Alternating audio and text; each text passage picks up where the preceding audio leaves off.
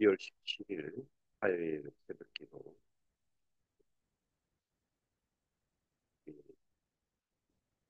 신앙고백.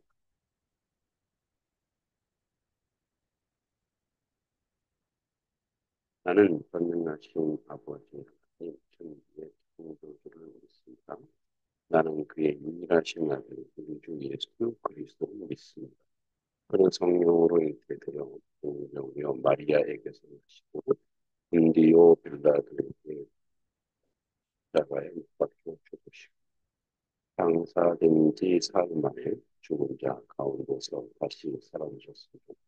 하늘에 오르시어 전능하신 아버지 하나님 우편에 앉아 계시다가 거기로부터 살아있는 자와 죽은 자를 심판하러 오십니다.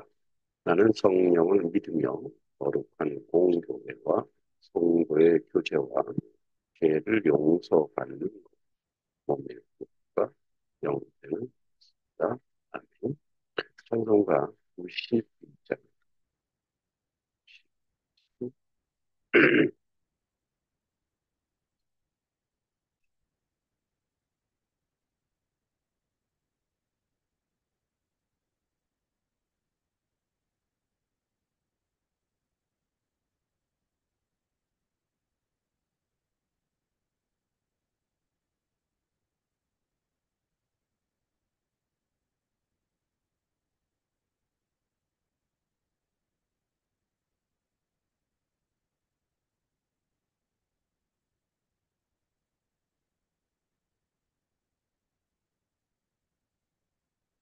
소망이 살아 예수를 믿으며 영원토록 변함없네 이쁜 마음으로 예수의 이름을 고백하며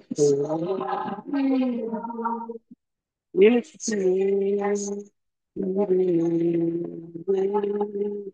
전하게 거룩하신 주의 이름 너의 밖에 산다 원하시는 가운데 주께 기도드려라 예수의 이름을 예수의 이름을 전하게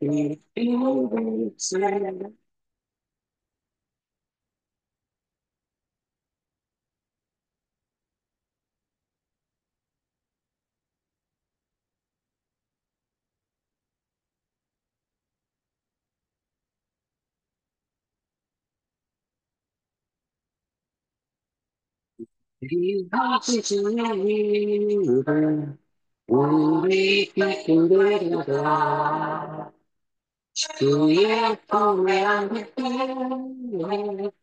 기뻐 찬송하는데 예수의 이름을 세상 소망이요 예수의 이름을 하나님 기쁨이세요 우리 바꾸다가 위에 보좌 앞에 나아가 아내와 기도하며 영육간을 드리니 예수의 이름을 세상의 소망이요 예수의 이름을 정글의 기쁨이세요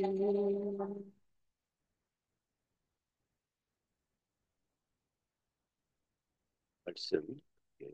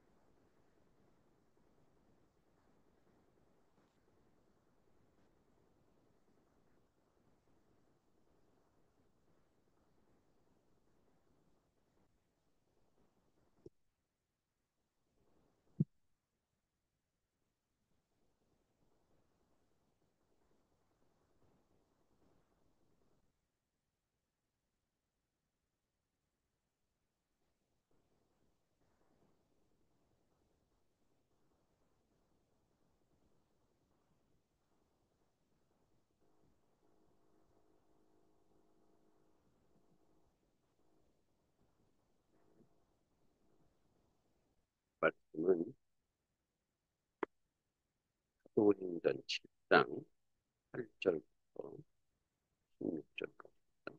8절부터 읽겠습니다. 할례의 언약을 아브라함에게 주셨더니 그가 이삭을 낳아 여드레 만에 할례를 행하고 이삭이 야곱이 우리 열두 조상을 낳으니라. 9절 여러 조상이 요셉을 시기하여 애굽에 팔았더니 하나님이 그와 함께 계셔 그 모든 환란에서 건져내사 애굽 왕 바로 앞에서 은총과 기회를 주시니 바로가 그를 애굽과 자기 온 집의 통치자로 세웠느니라. 그때에 애굽과 가나안 온 땅에 흉년이 들어 큰 환란이 있을세 우리 조상들이 양식이 없는지라. 야곱이 애굽에 곡식이 있다는 말을 듣고 먼저 우리 조상들을 보내고 또 재차 보냄에 요셉이 자기 형제들에게 알려지게 되고 또 요셉의 친족이 바로에게 드러나게 되니라.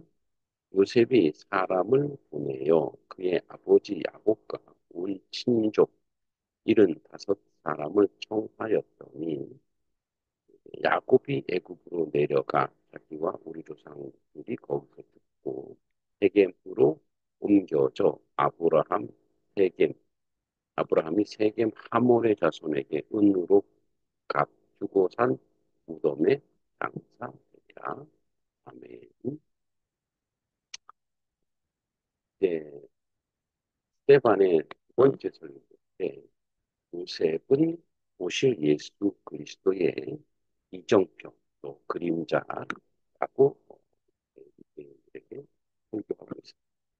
여기 8절에 할례의 언약은 아브라함을 택하신 하나님께서 그를 거룩하게 하시고 영원히 그의 백성으로 삼으신 약속의 사인, 약속의 증표라는 거예요.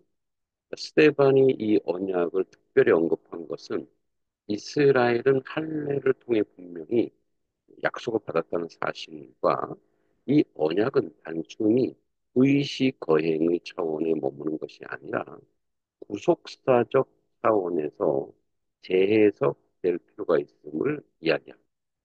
그러니까 이 몸의 할례, 몸의 할례. 저는 그래서 이 할례를 지금 할례하는 곳이 어딘지 알죠?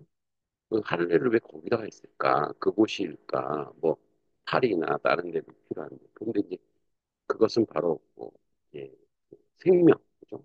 생식기니까 생명을 잉태하는 장소요. 늘 매일매일 우리가 화장실에 가다 보면은 매일매일 그곳을 확인해야 되는 거예요. 그러면서 늘 매일매일 확인하면서 나는 어떤 존재냐를 확인하는 자리라고 나름대로 한번 해석해 볼 필요도 있는 거죠. 그래서 이 언약은 그냥 육의 할례에서 끝나는 게 아니라 영적인 할례, 영적인 사인인데 그것이 바로 예수 그리스도를 믿는 믿음의 내용이어야 된다는 거예요. 자, 여러 조상이 요셉을 시기해서 애굽에 팔았다 이렇게 됐습니다. 그래도 하나님이 함께 하신다는 것. 스데반은 이제 창세기 37장 11절 28절에 나타난 야곱의 열두 아들 즉 열두 족장 이야기로 이어집니다. 요셉은 우리를 죄 가운데서 구원하실 메시아의 모형이고 요셉의 형제들이 그를 노예로 팔아버렸지만 그는 자기 형제들이 구세주로 다시 나타납니다. 마찬가지 예수께서 유대인들에 의해 죽음에 넘겨졌지만 이들을 구원하실 메시아로 다시 오신다는 것을 이야기하고 있죠. 스테반은 이 열두 족장 이야기를 언급하면서 강조하고자 하는 것은 그러니까 9절과 16절 사이에 6번이나 이제 이 얘기를 하는데 에, 그 요셉과 그 형제들을 하나님께서 보호해 주셨다는 그런 이야기. 그 모든 환란에서 건져내사 애굽 왕 바로 앞에서 은총과 지혜를 주심에 바로가 그를 애굽과 자기 온 집의 통치자로 세웠다. 창세기 39장에 나오는 얘기. 39장 또 41장에 나오는 얘기인데, 어, 요셉이 애굽에서 극한 어려운 가운데서도 살아남을 수 있었던 건 하나님의 은총이라는 거죠.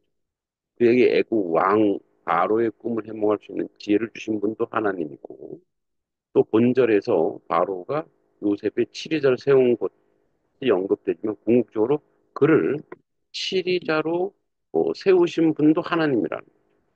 하나님은 이스라엘 백성을 구속하기 위해 오래전부터 이렇게 예비하고 섭리하셨다. 그러니까 요셉의 형들과 하나님과 맺은 언약을 파기하는 방향으로 이제 일을 몰아간 결과를 낳았지만 요셉의 형들은 그러니까 하나님과의 언약을 파기한 존재로 왜냐하면 하나님의 일을 방해하는 존재라. 하나님께서 그 언약을 요셉을 통해 계속 이루어 나가는 거예요. 그리고 이, 이 형들도 나중에 구원하죠. 마찬가지로 이스라엘도 그렇게 구원받을 것이다. 메시아를 통해서 이야기하고 있는 거죠. 자, 그때 애국과 가나안 온 땅의 흉년이 들어 큰 환란이 있을 때 우리 조상이 양식이 없는지라 이 창세기 41장 또 56장의 내용을 바탕으로 하고 있는데 흉년이라는 팔레스타인뿐 아니라 애국 전 지역에 휩쓴 기근을 말합니다. 여기서 양식은 원래 이 양식은 어 우리 여기 나와 있는 것은 포르타스마타라는 건초를 뜻해 건초. 그래서 여러 가지로 해석할 수 있는데 짐승을 먹일 수 없는 건초가 없었다라고 하는 것은 그 건초에서 뭐가 나오죠? 건초에서 양식이 나오죠. 그러니까 이제 밀이나 뭐 우리 쌀도 마찬가지예요.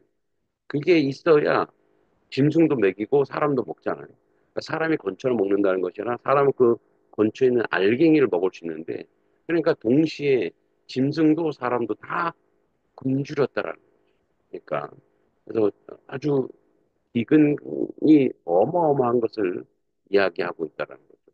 12절에 야곱이 애굽에 곡식이 있다는 말 듣고 먼저 우리 조상들을 보내고 창세기 이제 42장에 나오는 내용입니다만 기근 가운데 있던 팔레스틴 지역 사람들에게 애굽에 양식이 있다는 소문이 퍼지게 되고 원래 애굽은 홍수 때 나일강이 범람하며 주변 옥토로 변해서 곡창지대가 많았습니다. 특히 풍부한 나일강의 물은 애굽 젖줄 역할을 해서 로마의 통치를 받을 때 로마의 양식을 공급할 역할을 했죠. 그런데 사실 어, 당시 애굽에도 기근 찾아왔죠. 요셉에 의해서 이제 애굽에는 양식 걱정을 별로 하지 않았죠. 또 제차 보냄에 요셉이 자기 형제들에게 알려지게 되고 또 요셉의 친족이 바로에게 드러나게 되니라. 요셉이 사람을 보내어 그의 아버지 야곱과 온 친족 75명을 청하였더니 원래 이제 맞소라 본문에서는 70이 70명이라 했죠. 70명. 근데 이제 70인 역은 75명으로 진술되는데 이 5명이 누구냐? 바로 요셉의 손자. 손자들을 포함하고 있다라고 얘기하고 있습니다. 15절에 야곱이 애굽으로 내려가 자기가 우리 조상을 거기서 죽고 세겜으로 옮겨져 아브라함이 세겜 하몰의 자손에게 은으로 값주고 산 무덤에 장사되니라. 그래서 이제 신명기 10장, 출애굽기 1장의 내용을 합쳐진 것으로 이 역사 사건에 대한 진술인데 어, 이제 스데반이 조상들이 애굽에서 죽었다는 사실을 언급한 것은 가나안을 유업으로 주시리라는 하나님의 약속을 그들이 받았으나 그 약속을 성취를 보지 못했다라는 것을 강조하기 위한 거예요. 순종하지 못한 결과라는 거예요. 그리고 여기 이제 세겜으로 옮겨져 아브라함이 세겜 하몰의 자손을 산 무덤이다 그랬는데 여기 원래 맛벨라 헤브론 맛벨라 굴이라 했죠. 아브라함은 헤브론에서 한 맛벨라 굴에 묻혔다고 되어 있는 반면에 여기서는 스데반은 세겜 아브라함 최초의 정책에서 세겜에 장사되었다고 하는데 이건 뭐 여러 가지 설이 있습니다. 뭐 스데반이 헷갈렸을 수도 있고 아니면은 통칭 그러니까 무덤을 한 곳으로 얘기하다 보니 그렇게 따를 수도 있다라고 얘기하고 있습니다. 뭐 큰 문제는 안 되고요. 그러니까 결론으로 요셉의 이제 두 번째 설교에서 이제 아브라함이여 뒤에 요셉의 생애를 언급한 것은 그러니까 아브라함은 언약의 약속이죠. 요셉이 그 어떻게 하나님이 요셉을 통해서 언약을 이루실지를 우리에게 보여주고 있습니다. 그러니까 어떤 장애가 있어도 결국 하나님은 하나님의 뜻을 이룬다라는 거예요. 그러니까 지금 유대인이 막 방해해도 결국 하나님은 하나님의 뜻을 이룬다고 그렇게 이야기하고 있습니다. 오늘도 하나님은 우리에게 그 하나님의 뜻을 이루어 가기 위한 그 놀란 역사를 우리 가운데 만드시고 이루어 가십니다. 결국 우리는 하나님 앞에 에, 나아가는 것이야말로 하나님의 뜻을 순종하는 것이야말로 우리의 최고의 에, 하나님의 백성으로 사는 은혜이고 그 값진 열매인 것을 우리가 반드시 기억해야 될 필요가 있습니다. 이 시간에 함께 기도하시면 나라와 민족을 지키고 정치적 안정과 경제적 활력, 풍요를 과연 연말에 소상공인들 어려운 당하지 않도록 또 우리의 모든 선한 공동체 더 세워지고 하나님의 은혜와 거룩한 열매가 맺어지고 양동주의 교회의 국민에서 조금 듣고 있으면 양동교회가 아직 좀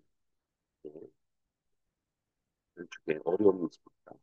특히 이 일들이 단속도의 영적 성장, 건강의 회복과 치유, 물질적 풍성함과 축복의 통로, 이제 화장실 리모델링 저희들 하죠. 교회 바닥도 교회에 전부 마모된 것들을 회복하는 데 재정을 채워주시고 한 3천여만 원 들어갈 것 같아요. 채워주시기를 2025년에는 지금 현재 저희가 재적은 한 70여 명 되는데 이제 뭐 멀리 사는 것도 있기도 하지만 여러 가지 문제로 출석은 이제 안도 안 되는 그런 모습인데 또 70명, 조덕이 100여 명 되어서 하나님 은혜 가운데 구할 수 있고 또 내년에는 1억 5천에 결산을 주셔서 풍성한 하나님의 교회로 더욱 영적으로 성장할 수 있도록 기도해 주시기 바랍니다. 기도하겠습니다. 하나님 아버지 은혜를 감사합니다.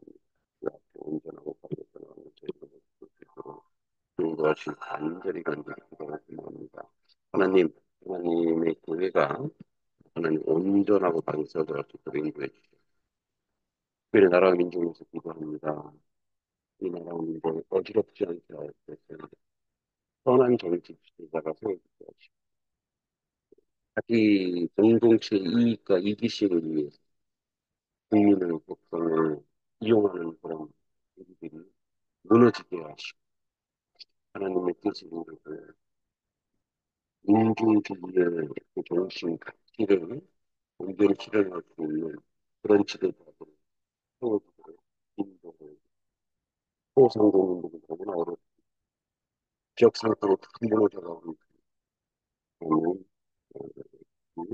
소상공인들 이 연말에 정말 소상을 느낄 수 있도록 기억을 하고 함께하고 지금 하나님이 통치하는 거룩하고 위대한 대한민국 온전히 세워지게 하고 하나님 아버지 우리 공동체 지역 공동체 특히 양동 지역의 공동체들 있습니다.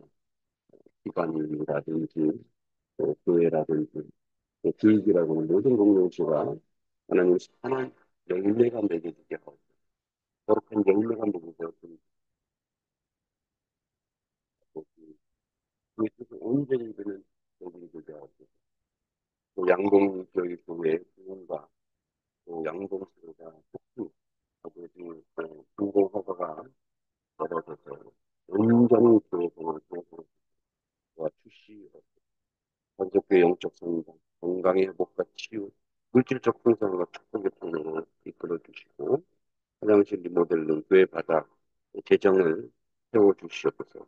3천여만 원을 주님이 채워주실 줄 믿고 2025년은 제적 100명 6 0명교회가 되게 해주시고 1억 5천의 결산을 주셔서 주님 함께하여 주시옵소서.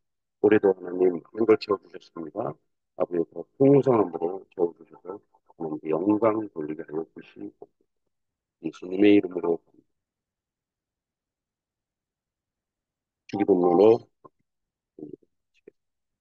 하늘에 계신 우리 아버지, 아버지의 이름을 거룩하게 하시고 아버지의 나라가 오게 하시고 아버지의 뜻이 하늘에서와 같이 땅에서 이루어지고 오늘 우리에게 이루어진 양식을 우리가 우리에게 잘못한 사람을 용서할 수 없고 우리 죄를 용서해 주시고 우리를 시험에 빠지지 않게 하시고 나라와 권능과 영광이 영원히 아버지의 것입니다.